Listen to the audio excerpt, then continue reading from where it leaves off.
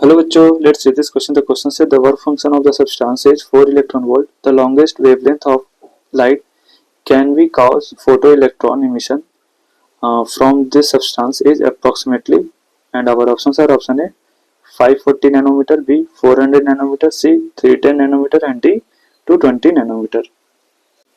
So the key concept used here is that is emission of photoelectrons, right?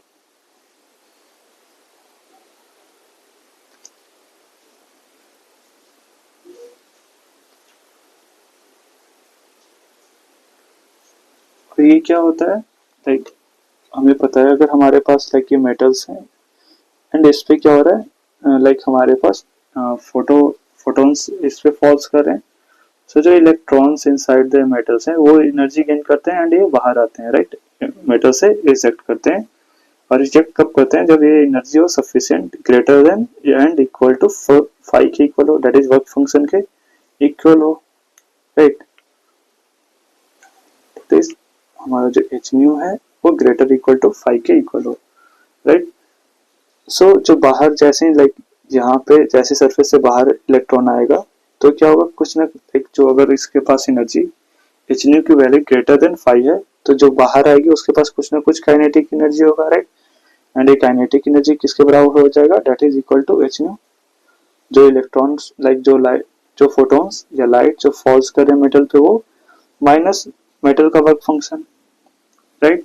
सो हमें बताना है कि जो लाइट लाइक जो फोटो इलेक्ट्रॉन्स इमिट हुए हैं वो किस लाइक लॉन्गेस्ट वेवलेंथ उसका क्या होगा उस लाइट का, राइट. सो लॉन्गेस्ट वेवलेंथ होने का मतलब क्या हुआ कि जो एच न्यू की वैल्यू होगी क्या होगी, मिनिमम होगी, राइट. हम एच न्यू को एच अपॉन लेमडा भी कह सकते हैं. This is the energy of the incident light, right. Energy of incident photon.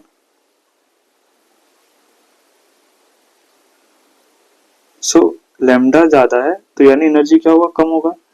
And ये मिनिमम एनर्जी किसके बराबर हो सकता है, अगर फोटो इलेक्ट्रॉन हमें चाहिए तो मिनिमम एनर्जी वर्क फंक्शन के इक्वल हो सकता है, राइट.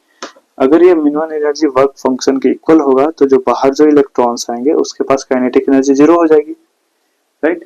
क्योंकि जितना एनर्जी वो सारा खर्च हो जाएगा वर्क फंक्शन को बैलेंस लाइक पास लाइक उसे क्रॉस करने में, राइट.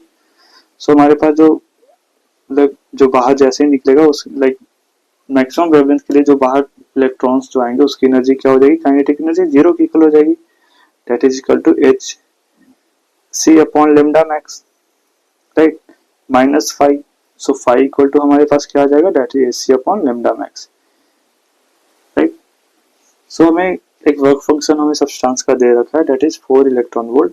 सो हम यहाँ से लिख सकते हैं that is 4 electron volt equal to H C upon lambda max, right. And h c को हम लिख सकते हैं that is 1240, right.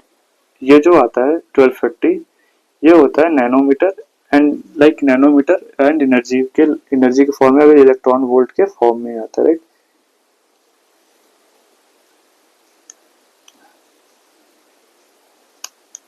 This is in nanometre,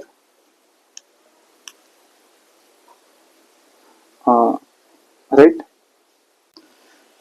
metre पर इलेक्ट्रॉन वोल्ट के फॉर्म में रहता है. एंड ये क्या हो जाएगा हमारे पास, lambda max, right. So now इसे हम सॉल्व करेंगे तो हमारे पास लेमडा मैक्स इक्वल टू आ जाएगा दैट इज 1240 अपॉन 4. एंड ये लाइक ये जो होता है ये इलेक्ट्रॉन वोल्ट में रहता है, राइट.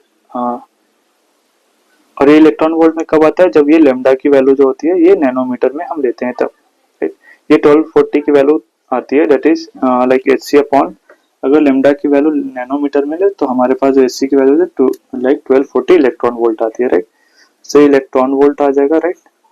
एंड अपॉन ये हो जाएगा इलेक्ट्रॉन वोल्ट एंड जो लेमडा की वैल्यू आ जाएगी वो क्या आ जाएगी, दैट इज लाइक नैनोमीटर में आ जाएगी, राइट. ये हमारे पास नैनोमीटर में आ जाएगी, राइट. सो हमारे पास यहाँ पे लेमडा मैक्स जो आ जाएगा, सो इलेक्ट्रॉन वोल्ट से इलेक्ट्रॉन वोल्ट कैंसिल आउट हो जाएगा, 4 से कटेगा तो ये हो जाएगा 310, राइट. सो लेमडा मैक्स जो हमारे पास आ जाएगा that is 310 nanometer, right. So our final answer is that is option C. Hope you understood it well. All the best.